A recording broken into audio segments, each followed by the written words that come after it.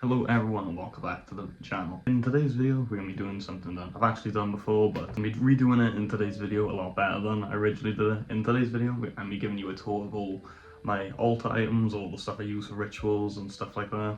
I'm starting a new series where I'm going to cover all the base topics that I covered in my book, The Little Book of Satanism, which you can buy on Amazon in Kindle hardback and paperback edition. I'm doing this because in my next book I'm going to make a comprehensive history of all the individuals and groups which influenced Satanism over the years, and I plan to make a one big long video on it once I published it.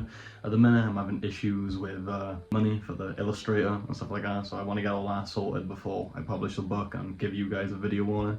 But that's what we're going to be doing in today's video, so I'm going to make a bunch of these videos to keep you guys entertained while I'm working on the new book and sorting all the stuff out which goes along with publishing a book. If you're up for that, sit back, relax, and let's get into it. So I thought we'd probably start with the most prominent feature of any satanic altar, which is probably the candles. Candles, as I'm sure you can imagine, the primary use of a candle is illumination for the room, because in most rituals we don't use any electric or anything like that. Something most people don't know is they actually count as offerings as well. That's a secondary use to having candles, but that's what candles are for. Sometimes people have scented candles to like focus energy on during rituals.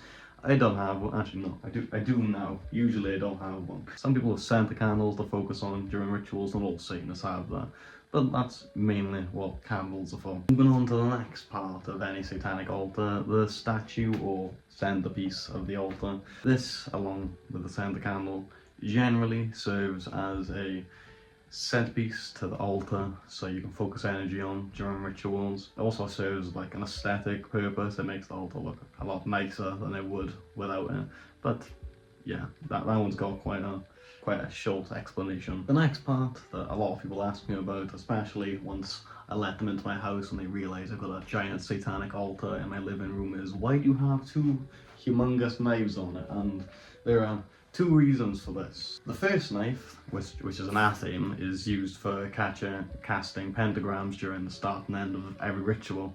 This knife is actually completely blunt. It literally cuts air, so you don't need it to be sharp at all. The second knife is sharp because this is a ritual knife. This is used for drawing blood and cutting other things during rituals. But yeah, this is what both of these knives are used for. The athame is generally used for like invocation and things like that.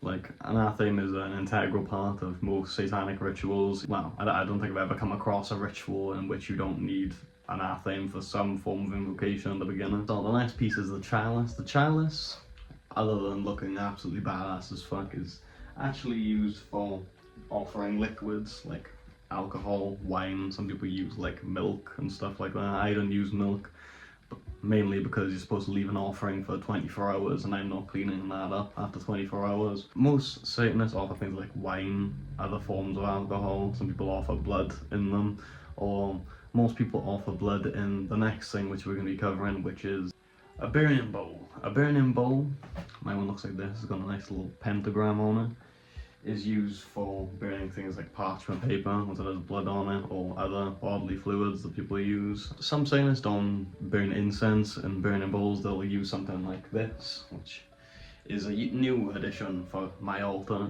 It's an incense burner, which is just basically a burning bowl but with a thing on top of it to catch some of the smoke so it looks nicer on the way out.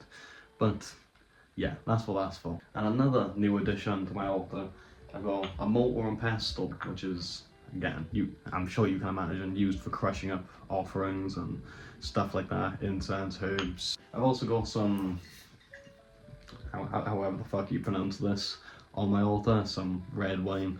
Again, I like to offer wine of a sort of alcohol because it's just much easier to clean up when you need to actually dispose of the offering. That was a short little guide to altar setup and the things I've personally got on my altar. If you're a practicing Satanist, let me know what you've got on your altar, or if you've got any questions, ask them in the comments if you're someone studying or someone outside of the Satanic circle.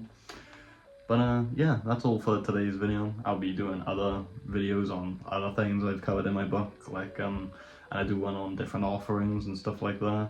I do one on demonic hierarchies again. I know I made another video on that a while ago, but I'll be doing another video on that pretty soon. But yeah, if you liked today's video, drop a like, drop a sub, all that good shit, and hail Satan. I'll see you in the next one.